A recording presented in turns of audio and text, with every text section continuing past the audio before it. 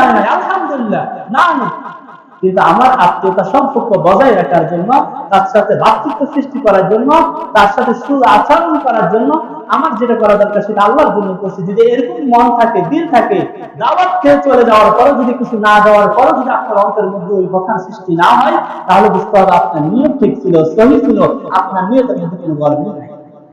আর যদি এমন হয় দাওয়াত খেয়ে চলে যাওয়ার পর আপনার মনের মধ্যে আসে, আরে আমি দিছি, আমাকে দেয়নি, তার সাথে আর সম্পর্ক রাখা যাবে না, তাকে আর দাওয়াত দেওয়া যাবে না, তাহলে বুঝতে হবে আপনার নিয়তের মধ্যে গড়বড় ছিল। কথা বোঝা আসছে? এরকম যাতে না হয়।